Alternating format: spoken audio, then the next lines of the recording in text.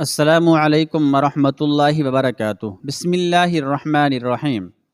اس دوران درباری طبیب کی مسلسل نگہداشت کے باعث سپہ سالار بلرام سنگھ کے زخم تیزی سے بھرتے جا رہے تھے اور اب وہ اس قابل ہو گیا تھا کہ اپنے پیروں پر کھڑے ہو کر کسی سہارے کے بغیر کچھ دور تک چل سکے۔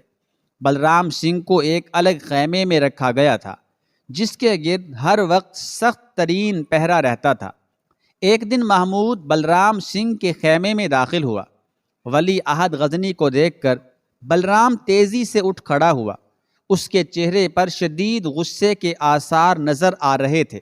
محمود، آخر تم مجھے کب تک ذلیل کرو گے؟ بلرام سنگھ کے لہجے میں بڑی وحشت اور آگ تھی۔ میں بہت بے چینی سے تمہارے صحت یاب ہونے کا انتظار کر رہا تھا۔ محمود نے انتہائی صبر و تحمل کا مظاہرہ کرتے ہوئے کہا، تم نے مجھے مار کیوں نہیں ڈالا؟ بلرام سنگھ کے لہجے میں وہی برہمی تھی۔ میں اپنے دشمن کو بھی یہ اجازت نہیں دیتا کہ وہ میری تیمار داری کرے۔ ہزاروں انسانوں نے اپنی آنکھوں سے میری شکست کا منظر دیکھا ہے۔ دنیا جانتی ہے کہ میں ایک ہارا ہوا انسان ہوں، اور جب راجپوت ہار جاتے ہیں تو ان سے زندہ رہنے کا حق چھین لیا جاتا ہے۔ اس لیے میں نہیں چاہتا کہ میرا دشمن مجھے زندگی کی بھیک دے۔ میں تم جیسے اعلیٰ ظرف اور بہادر حریف سے صرف آبرومندانہ موت کی توقع رکھتا ہوں۔ تم خود یہ کام کر دو یا اپنے کسی خدمتگار کو حکم دو کہ وہ میرا سر تن سے جدا کر دے، یا پھر میری لاش راجہ جیپال کے پاس بھیج دی جائے تاکہ میری 5 سالہ بچی شکنتلا آخری بار اپنے شکست خوردہ باپ کا چہرہ دیکھ سکے، اور میری بیوی ساوتری اپنے شوہر کی جلتی ہوئی چتا کے ساتھ خود بھی بھڑکتے ہوئے شعلوں کی خوراک بن جائے۔ اگر ہم تمہیں قتل کرنا چاہتے تو اس وقت یہ کام بہت آسان تھا جب تم بے ہوش ہو کر زمین پر گر پڑے تھے۔ محمود نے ٹھہرے ہوئے لہجے میں کہا، مگر ہم تم جیسے بہادر انسان کو یہ جانے بغیر قتل نہیں کرنا چاہتے تھے کہ آخر تمہاری اس وحشت کے پیچھے وہ کون سا جذبہ کار فرما تھا جو تمہیں موت کے کھلے ہوئے دہانے کی طرف کھینچ لایا تھا؟ بلرام سنگھ کچھ دیر تک خاموش کھڑا سوچتا رہا، پھر کسی قدر سرد لہجے میں بولا، محمود، میں تم سے ایک سودا کرنا چاہتا ہوں۔ کیسا سودا؟ محمود نے حیران ہو کر پوچھا۔ اگر تم وعدہ کرو کہ مجھے میری مرضی کے مطابق قتل کر دیا جائے گا تو میں مرنے سے پہلے اپنی زندگی کا ایک خوفناک راز فاش کر دوں گا۔ بلرام سنگھ نے اسی بے نیادانہ لہجے میں کہا۔ بلرام سنگھ کی عجیب و غریب شرط سن کر محمود کے ماتھے پر کئی بل پڑ گئے۔ پھر اس نے انتہائی سنجیدہ لہجے میں کہا، اگر تم سچ بولے اور مجھے تمہاری بات پر اعتبار آ گیا تو میں تمہاری خواہش ضرور پوری کر دوں گا۔ محمود، ایک عورت نے میرے چہرے پر ذلت و شکست کی وہ سیاہی ملی ہے کہ جسے گنگا اور جمنا کا پانی بھی نہیں دھو سکتا۔ یہ کہہ کر بلرام سنگھ نے ارمغانہ اور اسد شیرازی کی آمد کا پورا واقعہ تفصیل سے سنا دیا۔ بس یہی ایک عورت ہے جس نے مجھے میری زندگی کے سب سے بڑے فتنے میں مبتلا کر دیا ہے۔ میں سوچ بھی نہیں سکتا تھا کہ مجھ جیسا آہنی انسان دیکھتے دیکھتے مٹی کا ایک کھلونا بن جائے گا۔ اندرونی کرب کی شدت سے بلرام سنگھ کی تانبے جیسی رنگت نیلگوں ہو گئی تھی۔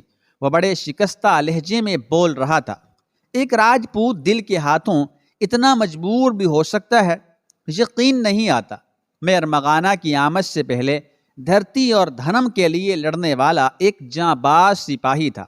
لوگ میری شجاعت اور حب الوطنی کی مثالیں دیا کرتے تھے، مگر اب ایک عورت کی وجہ سے میری زندگی دنیا کی بدترین لعنت بن کر رہ گئی ہے۔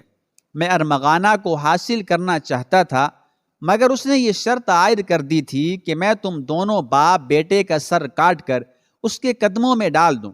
پھر کئی دن کی مسلسل ناکامیوں کے بعد ایک رات وہ میرے خیمے میں آئی اور اس نے مجھ پر طعنہ زنی کی۔ میں اول و آخر ایک مرد تھا، عورت کی زبان سے ادا ہونے والے طعنے کو برداشت نہ کر سکا، اور دوسرے روز اپنے انجام سے بے پرواہ ہو کر میں نے تم پر حملہ کر دیا۔ مجھے اپنا انجام معلوم تھا، مگر میں چاہتا تھا کہ مرنے سے پہلے تمہیں ہلاک کر ڈالوں۔ اس طرح میری موت کے بعد کوئی شخص مجھ پر الزام تراشی نہیں کر سکتا تھا کہ بلرام سنگھ ایک عورت سے شکست کھا گیا۔ بس یہی سوچ کر اپنے 200 جانثار ساتھیوں کے ہمراہ موت کے منہ میں چلا آیا تھا۔ اب سر سے وحشت اور انتقام کا سیلاب اترا ہے تو سوچتا ہوں کہ میری ضد کی خاطر کیسے کیسے راجپوت سورما مارے گئے۔ اگر وہ لوگ میرے وحشیانہ حکم سے آزاد ہو کر کسی دوسرے محاذ پر لڑتے تو یقیناً شجاعت و مردانگی کی تاریخ میں ایک نئے باب کا اضافہ کر جاتے۔ ہائے کیا لوگ تھے جو مجھ پاگل کے ایک اشارے پر قربان ہو گئے۔ یہ کہتے کہتے بلرام سنگھ کی آنکھوں میں ہلکی سی نمی جھلکنے لگی۔ محمود کو راجپوت سپہ سالار کی اس جذباتی کیفیت پر بڑی حیرت ہوئی۔ اس نے پہلی بار کسی مضبوط چٹان میں شگاف پڑتے ہوئے دیکھا تھا۔ محمود، میں تمہیں اپنی زندگی کا سب سے خوفناک راز بتا چکا، اس لیے اب تم بھی اپنا عہد پورا کرو۔ چند لمحوں کے مختصر سے سکوت کے بعد بلرام سنگھ دوبارہ ولی عہد غزنی سے مخاطب ہوا۔ اس کے لہجے میں راجپوت قوم کا وہی روایتی جوش تھا۔ کیسا وعدہ؟ محمود نے جان بوجھ کر انجان بنتے ہوئے کہا۔ یہی کہ تم مجھے قتل کر دو گے۔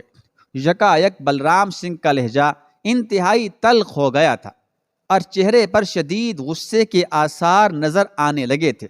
محمود، کیا تم اپنے وعدے سے انحراف کر رہے ہو؟ میں تو سمجھتا تھا کہ تم بہت سچی اور بہادر انسان ہو۔ یہ بات میرے وہم و گمان میں بھی نہ تھی کہ تم اس طرح عہد شکنی کرو گے۔ مجھے اپنا وعدہ یاد ہے، محمود نے مسکراتے ہوئے کہا، مگر میں تمہارے قتل سے پہلے ایک اور راز بھی جاننا چاہتا ہوں۔ کیسا راز؟ بلرام سنگھ نے اسی عالم طیش میں کہا۔ آخر تم کس لیے اپنے آپ کو ہلاکت میں ڈالنا چاہتے ہو؟ محمود نے بلرام سنگھ سے پوچھا۔ تمہارے سینے میں زندگی سے بیزاری اور موت کی شدید ترین خواہش کیوں ہے؟ میں اپنے حصے کی زندگی بسر کر چکا اور اب موت ہی میری زندگی ہے، بلرام سنگھ نے اسی غضبناک لہجے میں کہا۔ بھیک میں دی ہوئی زندگی لے کر میں اپنی قوم کے سامنے جانا نہیں چاہتا، اور غلامی کی زنجیریں پہن کر سانس لینا میرا مزاج نہیں۔ پھر تم ہی بتاؤ کہ موت کے سوا کون سا راستہ باقی ہے؟ اگر تم میری زندگی کا خاتمہ نہیں کر سکتے تو پھر اپنی تلوار مجھے دے دو، میں خود اپنی شاہرگ کاٹ کر سانسوں کے اس کھیل کو ختم کر دوں گا۔ مگر ہم تم جیسے بہادر کو کھونا نہیں چاہتے بلرام سنگھ۔ محمود نے انتہائی جذباتی انداز میں آگے بڑھ کر راجپوت سپہ سالار کے کاندھوں پر اپنے ہاتھ رکھ دیے۔ تم اپنے معاشرے کی جاہلانہ رسموں کے اسیر ہو، اس لیے شکست کھا کر خودکشی کر لینا چاہتے ہو۔ محمود بہت دیر تک بلرام سنگھ کو اسلامی عقائد اور بت پرستی کے نظام کا فرق سمجھاتا رہا، پھر بہت نرم اور شیریں لہجے میں بولا، تمہارے بقول تم اپنے حصے کی زندگی بسر کر چکے ہو۔ اب میری خواہش ہے کہ تم کچھ دن ہم مسلمانوں کے ساتھ بھی گزار کر دیکھ لو۔ اگر ہماری رسمیں تمہارے دل میں زندہ رہنے کی تڑپ پیدا کر دیں تو پھر باقی زندگی ہمارے ساتھ ہی بسر کرو۔ بلرام سنگھ کچھ دیر تک حیرت و سکوت کے عالم میں کھڑا رہا، پھر آہستہ سے بولا، اگر مجھے تمہاری رسمیں پسند نہ آئیں۔ یہ کہتے ہوئے ایک بار پھر راجپوت سپہ سالار کے ماتھے پر بل پڑ گئے تھے۔ تو پھر تم یہاں سے چلے جانا، محمود نے اونچی آواز میں کہا، مگر یاد رکھنا کہ میرا کوئی سپاہی تمہیں قتل نہیں کرے گا۔ اگر تمہیں شوق ہلاکت ہے تو خود اپنے ہاتھ سے اپنی گردن کاٹ لینا، لیکن یہ خودکشی میرے علاقے میں نہیں ہوگی اور میں تمہیں کوئی خنجر بھی فراہم نہیں کروں گا۔ یہ کہہ کر محمود جانے کے لیے مڑا اور پھر جاتے جاتے اچانک پلٹ کر بولا، اب تم ہمارے مہمان ہو، ایک معزز مہمان۔ تمہیں یہاں کوئی شخص غلامی یا شکست کا طعنہ نہیں دے گا۔ اگر تمہاری خاطر و مدارات میں کسی سے کوئی کوتاہی ہوئی تو تم اپنی آنکھوں سے دیکھو گے کہ میں اس شخص کے ساتھ کیسا سلوک کروں گا۔ محمود بلرام سنگھ کے خیمے سے جا چکا تھا اور راجپوت سپہ سالار بہت دیر تک کسی پتھر کے مجسمے کی مانند ساکت کھڑا رہا، پھر آہستہ آہستہ اس کے ہونٹوں کو جنبش ہوئی۔